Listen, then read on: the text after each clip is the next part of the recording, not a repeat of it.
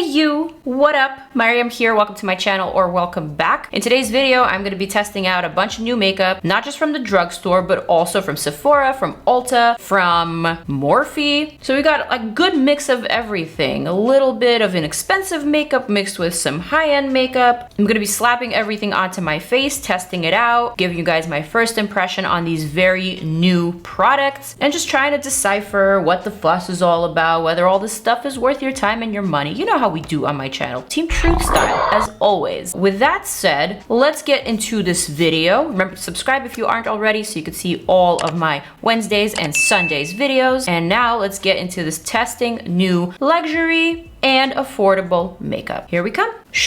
Okay, we have lots of new primers to try from MILANI. Look at this big old PR package. Looks like we have a hydrating primer, a mattifying primer, an illuminating primer, an SPF 30 primer, and also a soothing primer. Now, all of these are $10.99 with the exception of the SPF BFF, which is $12.99. So I am thinking off the bat that this no pore zone mattifying primer with lily plus bamboo extracts is the one for me. I'm gonna test that one out because I want a no pore zone. I deserve a no pore zone. Oops, is that some acne medicine I forgot to remove?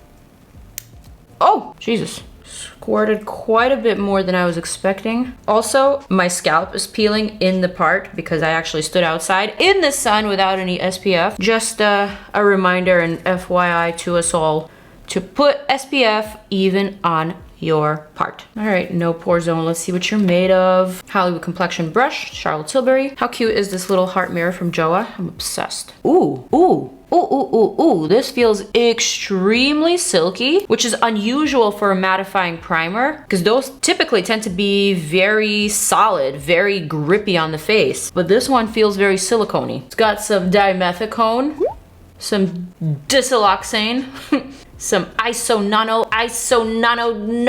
Oh my God. These are crazy. I'm gonna show you the ingredients rather than attempt to read them.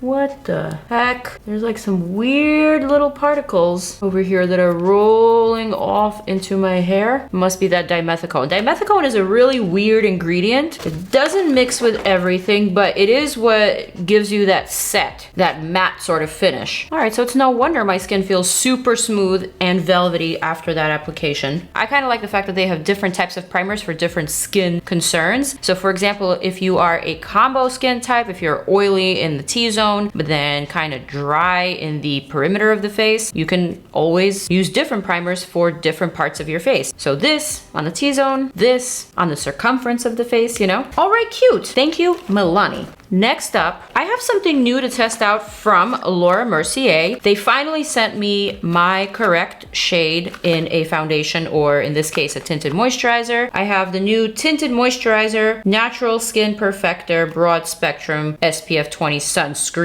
product. Shade is 2W1 Natural. For some reason, they are notorious for sending me the wrong shade. No matter how many times I had my agents tell them, nope, they still continuously send me the wrong shade. But today they got it right. Yeah, yippee. And I'm kind of excited about this one. I really do like Laura Mercier's skin products, particularly their powders and their foundations. They're really very nice, very luxurious. And you know, tinted moisturizers have been all the rave lately. So this is right up my alley. All right, I added that quite liberally. Ooh, made in Italy. 1.7 fluid ounce. Let's test it.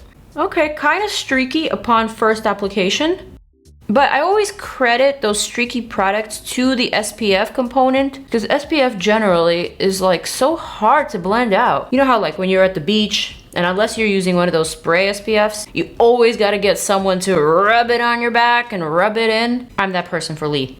So as long as a product has SPF, I don't really mind putting a little extra muscle into it while blending it out. But yeah, this is particularly streaky. And it's also kind of clingy. It's clinging to some parts of my face where I didn't know I had flakiness, but it's kind of emphasizing all the flakiness, especially in this area here. Also, I think 2W1 is like my winter shade. I'm thinking that for the summertime, I'll be needing a 3W1. Oh my God, so streaky. Holy crap. So I was able to blend out the tinted moisturizer, though it's not really perfect. It's definitely kind of streaky. It definitely is giving me a bit of a textured finish, more than what I have, but it looks pretty from afar. It looks really nice in my mirror here. That's about an arm's length away from me, and it looks really nice in my monitor, which is probably like 8 to 10 feet away from me. I'm gonna show you a close-up. Okay, here we go. Not so bad from up close. Obviously, it doesn't really cover much. You can still see this big old zit. Still see all my bumps here. But something about it is kind of nice. I can't really put my finger on it. That's the forehead. Like I said, a bit streaky, a bit textured. I'm not sure why. It's making my forehead look a little bit more patchy than what it really is. I'm perplexed, but I will figure it out. For my concealer today, I am so excited for this new product, you guys. We have the new Fenty Beauty Bright Fix Eye Brightener. I actually just did an Instagram partnership with Fenty for this product, and I am absolutely obsessed with it. When I tell you this is probably one of my absolute favorite products from Fenty thus far, I mean it. I'm telling you, this one is a contender. All you need is like the tiniest amount of product,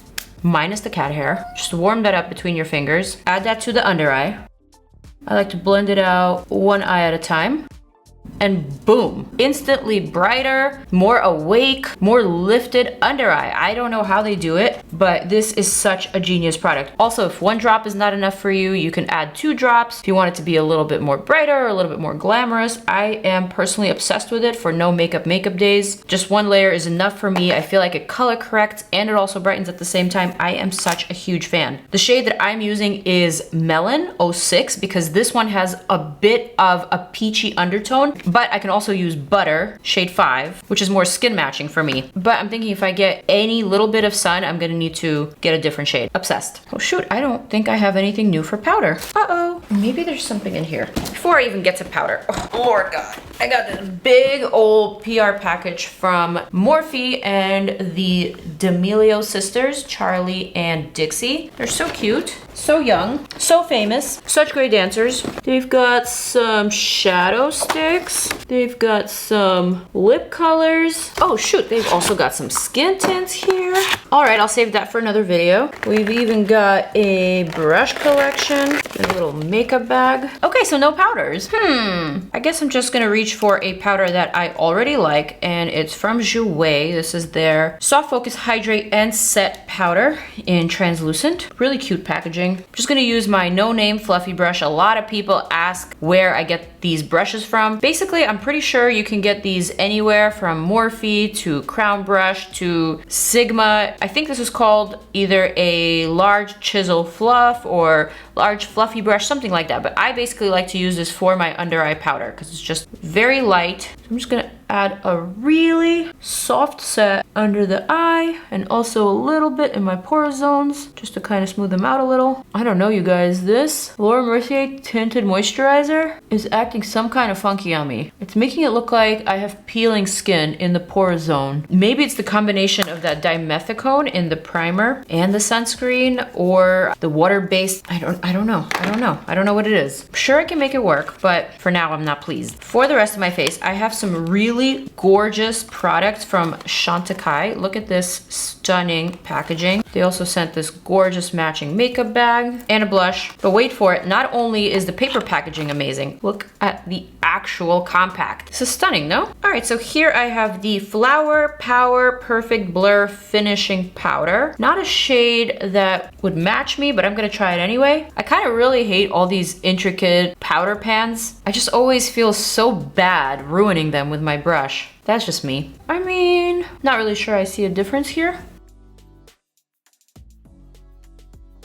Maybe a little bit of a difference, but nothing drastic. This powder is PETA approved, it's vegan, it does contain some mica as its main ingredient, also some dimethicone. Not sure if I care for it, but the packaging is really cute. It reminds me of that Japanese nail art. That is a tiny little blush. I would say it's probably like the size of a Pat McGrath eyeshadow, which are larger. Those are larger pans, but this is still a little tiny for my liking. I got big ass cheeks. Let's try. Do we see anything going on? Is it happening? Chantecaille, I know you're kind of pricey, but are you actually doing anything here? I see a little bit. I see like a slight hint of color. Nothing too impressive. I mean, I am packing it on, guys. Granted, I do love a buildable blush, but this is like less pigment than I even like for a buildable formulation, so I don't know. I'm gonna set that aside. I'll definitely give it another chance because the packaging got me. Okay, I'll say it. Oh, there's also a brush. Perfectly the size of that pan. Oh, the brush really does make a difference. So you kind of have to pack it on the brush and then stamp it to your face. I see. Okay, that makes a lot more sense. I should have done that from the get-go. Next, we have a lot of newness from Benefit. Let me show you. So first of all, we have this Fire Queen Fouroscope Bronze Blush and Highlight Palette. This is really cute. It's got the Hoola bronzer, it's got a Starlit blush, a Blaze highlighter, and a Solstice shimmering blush. And I am sorry, is it me or does this little face chart look just like Nicole Concilio? Nicole girl, is this you? This looks just like Nicole. And it's so funny because Nicole Concilio is very much into horoscopes and into all things astrology. Maybe it's just my association, I don't know. We also have the new Hoola Glow. Now, this is a superfine shimmer bronzer. Ooh, look at that. It is indeed very, very glowy, very, very gorgeous. I'm definitely gonna test that out along with the regular Hoola, so let's go ahead and get started. So first I'm gonna pick up just a little bit of the regular Hoola bronzer from the palette. Did you guys know that the Hoola bronzer was my very first contouring product that I've ever used? I think this was like back in high school or maybe in college, before contouring was a thing. But I was like, this powder is so nice and so neutral. It's not orange and it's not muddy. You can easily just add shadow wherever you need shadow. So that's kind of when I first learned to contour my nose, and I quickly learned that I do not like contouring my nose. But anyway, I'm a big fan of Hoola, always been, always will be. It's just great. Very versatile, works for a lot of different skin tones. All right, so now let's test out the glow. I'm gonna grab this Wayne Goss number 12 brush. And this, by the way, is a Wander Beauty brush, dual-ended bronzer and blush brush. I'm gonna grab just a little bit of that. Oh my, this is pretty, you guys. This is really, really pretty. The shimmer does feel and look very fine. So it's not metallic, you know, it's not like those bare mineral bronzers that are just like metal on your skin. This actually doesn't seem to be emphasizing any of that patchiness from before. And in fact, I think it's giving me this ability to actually disguise that patchiness a little bit. Kind of nice, kind of nice. All right, I'm gonna add a bit more across the nose, across the cheeks like that. It's cute. I gotta say, I kind of like it. It definitely gives me a nice, healthy glow. Hoola Glow, not mad at you at all. Cute packaging too, look at that. Ooh. Setting all of that aside for now. Oh, how cute. Is this a bathing suit? Oh, cute little Benabati top. I love it. All right, so I guess that's pretty much it for the skin. I think I'm ready to jump into the eyes. So first and foremost, I'm gonna prime my eyes with my Fenty Beauty Primer. I'm thinking let's test out these Morphe x D'Amelio Sisters shadow sticks. We have some cute colors here, that's for sure. This one, Bubblegum, looks very cute. You can also get this shade in Charli's Go-To Faves. It also includes a cheek and lip color and a lip oil. This shade Good Luck Charm is really cute as well. Just like a very pale lavender.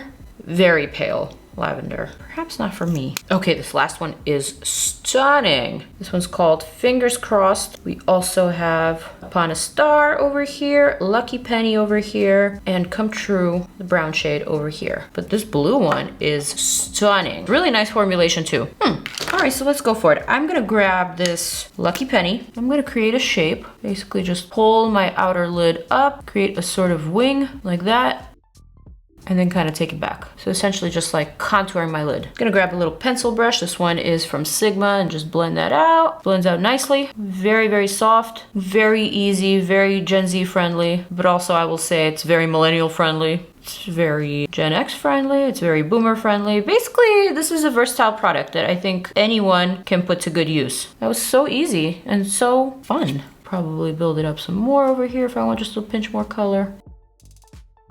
I don't know, guys, I really like this color, Lucky Penny, and I really like the formulation of this eyeshadow stick. And I'm not even an eyeshadow stick person, really. I mean, I like them, but I never really find myself reaching for them. But this one I feel is really good, so I will reach for it. Cute. All right, I am really curious about that pale lavender shade, so I'm gonna use that on the center of the lid And just to kind of clean up, add a little bit of contrast in between. I'm not doing a cut crease. That's over for now. Okay, this shade, I gotta say, I'm not as impressed with. It's much harder to drag than the previous. And also, it's like barely noticeable. Just because you love a formula in one shade does not mean you will love that same formula in a different shade. That's the moral of the story here. All right, next up, we have a whole bunch of Supershock Shadows from Colourpop. A bunch of different cute colors, very, very springy. I'm over here looking at two shades, Sweet Tea and also Chirp. It's just like a bright orange. I'm gonna go ahead and add that Chirp just straight on with my finger, straight across my lid for that necessary pop. This is very, very cute. Definitely a little bit pastel-y, so a bit chalky on me, but the pigment is there and I like it. I definitely did not need that lavender shade underneath, but you know, I'm testing makeup, I'm trying it out, and now that I know I don't like that lavender, I'm just gonna cover it all the way up and all the way across, like that. LBE2 brush from Lunar Beauty. Gonna blend out that edge. I mean, I like the fact that it's bright, but I still want that flesh tone nudie shade to shine through a little bit, because I did like that one a lot. I think it serves as a really good base for bright colors like this for someone who is of a light or medium complexion like myself. It's cute. I love the peachy orangey vibes. It's working. I'm gonna grab the Sweet Tea Supershock Shadow. Supershock Shadow. Little brush, little pencil brush from Sephora. Love how creamy these are. I'm gonna add just a bit of that to this inner tear duct for a bit of a pop, for a bit of interest, for a bit of sparkle, and just for a bit of joy. Maybe also pinch here under the brow. Just a little bit of that pinkiness. Good enough. Lashes time. I'm gonna go for Essence Lash Princess Waterproof Mascara. Great little wand. I do like this mascara. I've always been a fan. Plus, it's a waterproof formula, so it's safe for me to use. Kind of a liquidy formula, which is nice if you want to get that spiky lash effect, but it's not really going to give you that volume.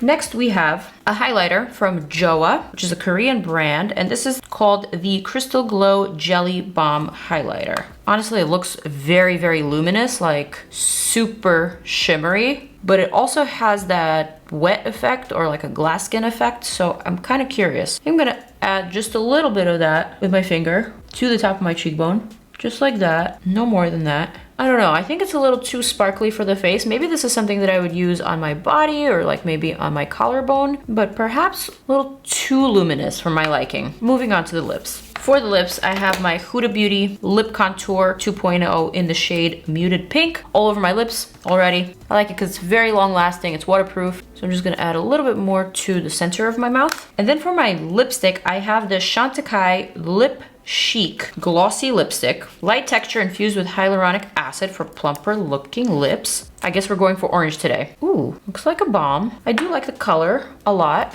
Ooh, that is orange. All right, so what I'm gonna do is use a little brush and kind of just go over the edges so they're not so harshly different from one another. And by the way, this is a Rare Beauty liquid eyeshadow brush that I'm using as my lip brush just to smudge out the lip line and give myself more of a popsicle lip. Kind of cute, kind of fresh. From JOAH, I also have this Line Up liquid liner that I'm gonna apply after I applied my mascara. An unusual thing for me to do, but I'm gonna do it anyway. Just gonna wing that out and then connect just to lift my eye a little bit at the outer corner. Maybe add a couple of twiggies because this liner is fine enough. You know what? I'm gonna do one final last touch. I'm gonna grab a little bit of this Blaze highlighter from the Benefit palette using a Jaclyn Hill brush. Ooh, that was kind of nice and necessary. All right, and that is the look. Let me observe and judge everything. So off the bat, my favorite thing about this makeup is definitely the eyes. I really love the Supershock Shadow from Colourpop. I feel like the color is really vibrant, really bright, something that a lot of us are probably wanting to reach for, especially during the spring and the summertime. I personally am very much drawn to these types of peachy or orangey colors that are easy to wear but give enough of a pop, so I really like that. Also really love the liner and the lashes, just like everything in the eye area is working. The lips are okay, I guess. Not like my favorite version of this color, but there's a time and a place for this lip color as well. The thing that I'm not loving though is my skin base. The skin base is not looking very good. Granted, I did have some breakouts here, specifically in this section, but I'm getting the sense that all of these imperfections are maximized after I put the makeup on. They're not really hidden. In fact, the texture is enhanced. Some of these bumps are enhanced. Furthermore, if I bring the mirror even closer, there's some flakiness that I didn't even know I had on my skin that I'm seeing quite clearly now. I don't know, I'm just not a huge fan of the way that everything is melting together. It's not melting together. It's kind of just sitting on top of each other, and it's not working as a team. So I'm not loving that. I'm not sure if it was the combination of the No Pore Zone primer from Milani plus the Laura Mercier Tinted Moisturizer with SPF, or whether it was the Chantecaille powder and the Tinted Moisturizer with SPF. I don't know what it was exactly, but I'm supposed to look like I'm not really wearing much makeup. A tinted moisturizer is supposed to look like your skin, but in fact it looks like I am wearing layers of stuff on my face, and that wasn't my goal. Let me just show you one more time what it looks like up close, and you be the judge. Is this acceptable or nah? What is all this texture and all these bumps? Why does it look so much worse than before? I actually wrote in my skincare diary that I'm having an okay skin day. You know, some of these bumps are healing, but they're going away. And I wasn't too sad. But now, after having applied the makeup, I'm thinking I should remove it immediately and do some skincare immediately, you know? I'm gonna give these products a chance again, I guess, because I'm not sure which one it is. Is it primer or is it the tinted moisturizer? So I'm gonna have to try them out with different products and really see what is going on. For now, I am going to end this video on this note, to be continued. I'm gonna zoom on out so that you can check out my other videos, video that you may like, and my most recent video right here. Click on them. I'll see you guys in the next one. Mwah. Peace.